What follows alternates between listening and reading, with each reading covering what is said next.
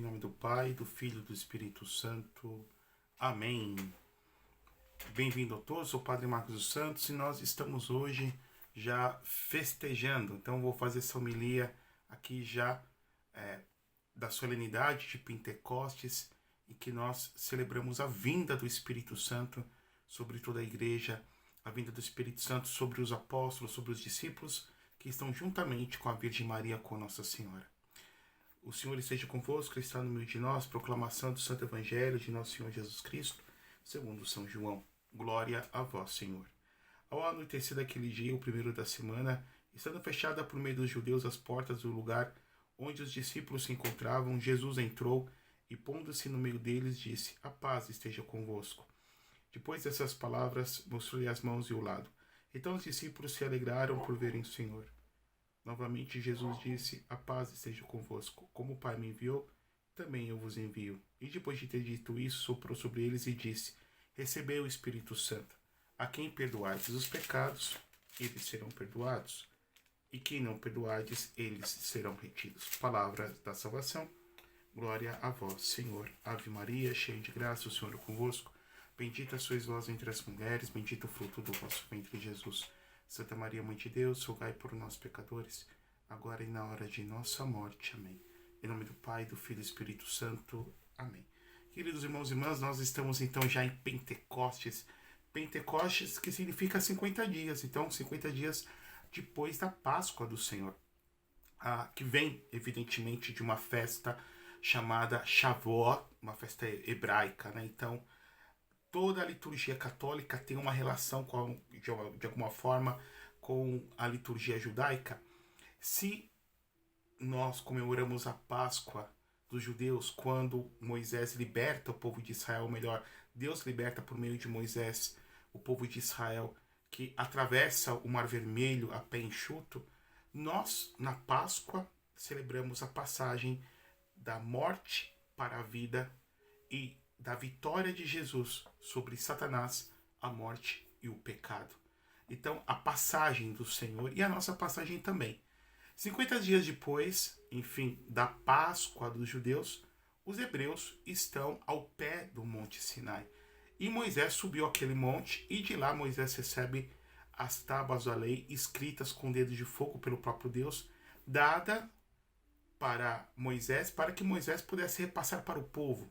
Então, a lei que o povo deveria guardar para agradar a Deus. A lei que o povo deveria guardar para realmente também se salvarem, né? Então, Deus, que é Deus, se revela, e uma vez se revelando, Ele mostra aquele que é o seu desejo e o seu plano de amor, e como nós homens deveremos viver, né? Não simplesmente vou levar minha vida do jeito que eu quero, como diz aquela música, né? Deixa a vida me levar, a vida leva eu. Pois bem, agora, no Pentecostes alguma coisa diferente, muito diferente acontece. Então, Nosso Senhor sobe para o Pai. Nós comemoramos isso em domingo passado, na Ascensão. Jesus ressuscita dos mortos, aparece em torno de 40 dias. Em torno do 40º dia, Jesus sobe para o Pai, está sentado à direita de Deus Pai Todo-Poderoso. E depois de 10 dias, ou seja, no 50º dia, naquilo que seria a festa do Shavuot, ou seja, a festa das tendas dos judeus, o Espírito Santo é derramado sobre os apóstolos. Nosso Senhor, principalmente se nós pegarmos no capítulo 13 até o capítulo 17, e já indo um pouco para o 18, Jesus tem os grandes discursos da última ceia, e ele havia prometido o Espírito Santo, que ele chama de Paráclito, aquele que é o advogado, aquele que vai falar em nome dele e do Pai, aquele que é enviado pelo Pai por meio dele. E o Espírito Santo, como diz um autor, Henri de Lubac, do Concílio Vaticano II, é grande pessoa desconhecida, porque pouco se fala do Espírito Santo. Na minha diocese, Mogi das Cruzes, nós temos, né, a festa do Divino, né, e dizemos os devotos do Divino. Evidentemente que aqui se tem toda uma liberdade poética para poder usar essa palavra, mas se nós levarmos a rigor, nós não devemos ser devotos do Divino, mas adoradores do Divino, porque o Espírito Santo é Deus. Nós adoramos um Deus em 3 pessoas. Nós adoramos a Santíssima Trindade. A unidade na Trindade e a Trindade na unidade de Deus. O Pai é verdadeiro Deus, o Filho é verdadeiro Deus e o Espírito Santo é verdadeiro Deus. E quem é o Espírito Santo? Como Jesus ensina a igreja no credo de Santo Constantinopolitano, o Espírito Santo que procede do Pai e do Filho, né? Filioque é procedite. Mas São Tomás de Aquino vai dizer procede do Pai pelo Filho, como fonte única do Pai. O Espírito Santo que é o amor entre o Pai e o Filho feito pessoa.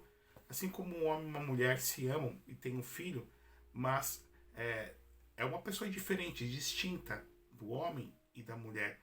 Agora imagine que se duas pessoas se amassem infinitamente e pudessem dizer, olha, tá vendo essa pessoa? Essa pessoa é o nosso amor. Evidentemente que isso no âmbito humano é impossível acontecer, mas para Deus não.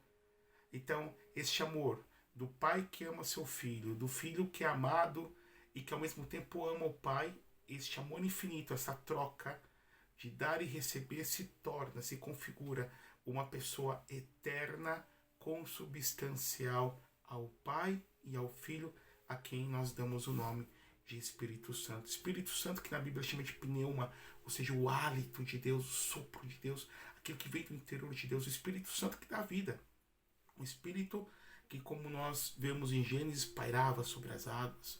O Espírito Santo, quando nós vamos ver aquela passagem em que os 3 visitantes vão visitar Abraão e anunciar o nascimento de Jacó, o nascimento de Isaac, e Sara sorri. Aparecem os 3, né? 3 anjos, 3 Malaquim, pelo que a tradição cristã viu já naquele momento o vislumbre da Trindade, o Pai, o Filho e o Espírito Santo.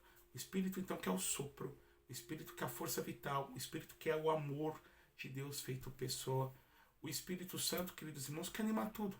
Então, é o Espírito Santo que nos tornou filhos de Deus no batismo, é o Espírito Santo que justamente nos dá a fé, a esperança, a caridade, que nos santifica, que nos dá a fortaleza, a prudência, a justiça, a temperança. É o Espírito Santo que vem nos santificar. E é o Espírito Santo que nos trouxe Jesus. O Espírito Santo que falou pelos profetas. O Espírito Santo que trouxe Jesus no ventre de Nossa Senhora. Que ungiu Jesus como Machia, como Messias, já desde o momento da sua concepção e muito mais ainda, como de uma forma pública, no dia do seu batismo, quando Nosso Senhor, quando João Batista vai batizar Jesus, o Espírito Santo aparece em uma forma corpórea de uma pomba. Esse Espírito Santo que animou toda a vida de Jesus. Por isso que Jesus é chamado Christos.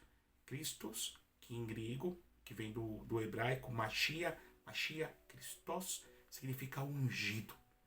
Então esse Espírito que foi dar força, a vitalidade para que Nosso Senhor pudesse cumprir toda a sua missão. Esse Espírito Santo mesmo, que nos traz Jesus na Santa Missa.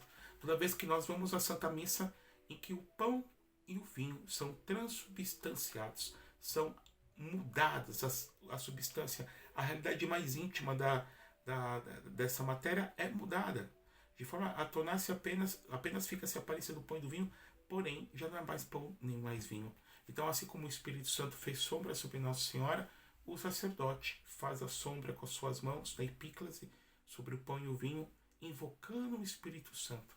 E assim como o Espírito fez sombra sobre a Virgem e trouxe Jesus, o sacerdote que teve suas mãos ungidas no dia da sua ordenação, faz essa sombra sobre o pão e o vinho, e em virtude da ordenação sacerdotal do Padre, em virtude da força do Espírito Santo, em virtude da força da narrativa da última ceia, o pão deixa de ser pão e o vinho deixa de ser vinho e se transubstancia. Lá está o corpo, sangue, alma e a divindade de nosso Senhor Jesus Cristo. Porém, quem fez isso? Quem realiza tudo isso? O Espírito Santo.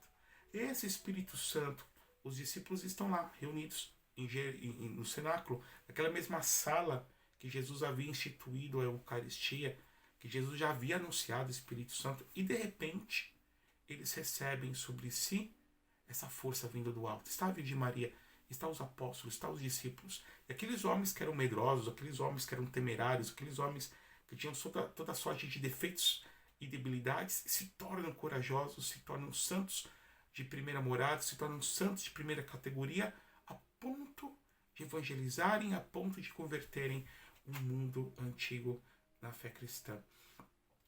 claro que aí vai ter uma discussão.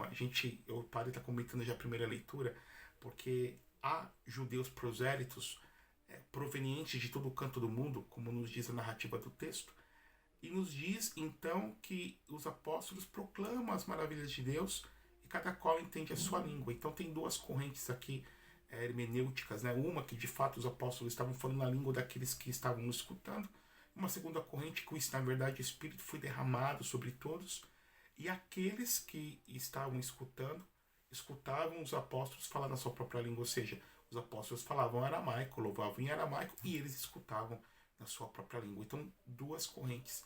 Ou eles falavam, né, a gente não tem como chegar numa conclusão, falavam já naquela língua, na língua daqueles que estavam escutando, ou falavam na sua própria língua e cada qual entendia na sua própria língua. Mais ou menos um grande milagre, como foi, por exemplo, na vida de São Francisco Xavier. São Francisco Xavier, quando foi para a Índia, só conhecia o espanhol. Esse jesuíta, da primeira geração dos jesuítas, ele pregava em espanhol e os indianos entendiam em hindu, na língua hindi, na língua originária deles, né? Então, as maravilhas do Espírito Santo, esses carismas, né, poderosos, a renovação carismática sempre acaba pregoando, mas que interessantemente que Santo Ambrósio, isso já no século IV, dizia que já não se via, né, já naquela época, algo tão maravilhoso como era na era apostólica, que Deus permitiu, assim o foi, para que pudessem os povos se converterem com maior facilidade. O milagre, na verdade, nunca é meramente em benefício daquele que está sendo miraculado, mas o milagre é para corroborar, para confirmar a doutrina que vem do céu. Queridos irmãos e irmãs, vamos adorar o Espírito Santo, vamos falar com o Espírito Santo. É o Espírito Santo que dá fé, é o Espírito Santo que nos comunica a Nosso Senhor, é o Espírito Santo que atualiza para cada um de nós a realidade de Nosso Senhor Jesus Cristo, atualiza para cada um de nós,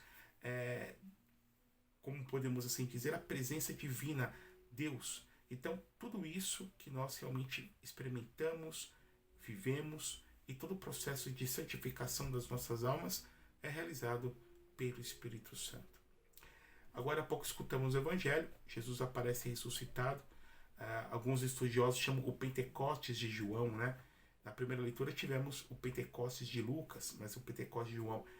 E Jesus, assim que aparece ressuscitado, sopra sobre eles e diz: receber o Espírito Santo, a paz esteja convosco, o pecado que vocês perdoarem serão perdoados, os pecados que vocês não perdoarem não serão perdoados. De forma que nós vemos neste Evangelho alguns dados muito importantes. Primeiro, que o Espírito Santo, que o Pentecostes, que a descida do Espírito Santo é fruto da paixão, da morte e ressurreição de Jesus, né?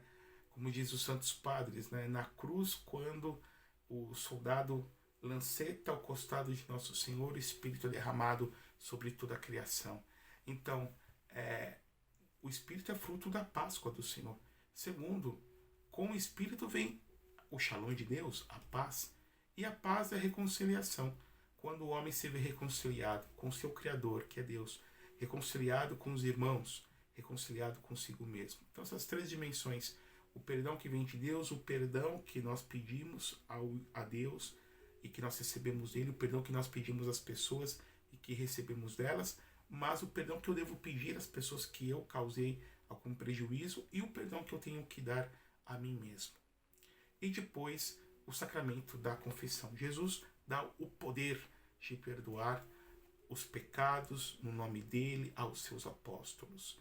E este poder sacerdotal que nosso Senhor Jesus Cristo deu, seja na quinta-feira santa, de consagrar o pão e o vinho, seja no domingo Pentecostes, o domingo da Páscoa, de perdoar os pecados, este poder do qual foram colgados, foram cumulados os apóstolos, foi sendo transmitido pela imposição das mãos. Aqui nós damos o sacramento da ordem aos sucessores dos apóstolos, aos bispos e num grau subordinado a nós presbíteros, a nós padres. Que Deus eterno, todo-poderoso, nos abençoe e vos guarde, por intercessão da bem-aventurada sempre Virgem Maria, de Deus que é Pai, Filho e Espírito Santo. Amém.